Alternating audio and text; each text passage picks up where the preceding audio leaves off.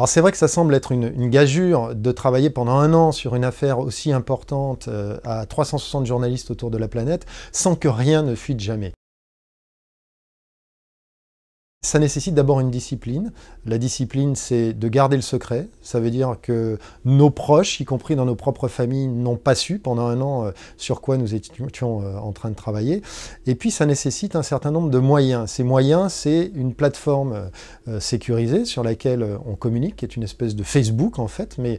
qui est accessible uniquement aux partenaires de l'ICIJ. Les autres moyens, ce sont des moyens de cryptage, c'est-à-dire qu'entre nous, les seules informations que nous nous communiquions passaient par des mails chiffrés, aucun mail,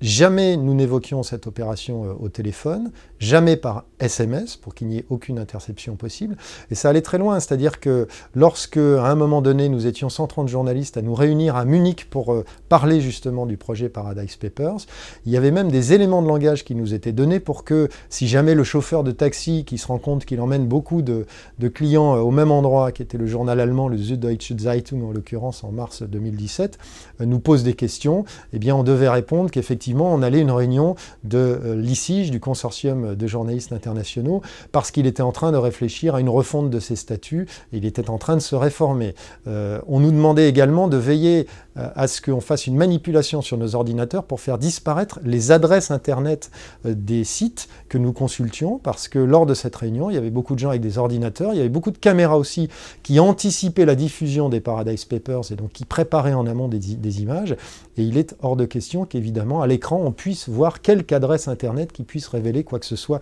des sources qu'on a utilisées. Et pour finir, il y avait même un nom de code qui a été donné à l'opération et qui a été utilisé pratiquement jusqu'à l'été, donc pendant une dizaine de mois. Ce nom de code, c'était Athéna, donc pendant très longtemps, les Paradise Papers, c'était l'opération Athéna, dont évidemment personne ne savait ce qu'il y avait derrière ce vocabulaire.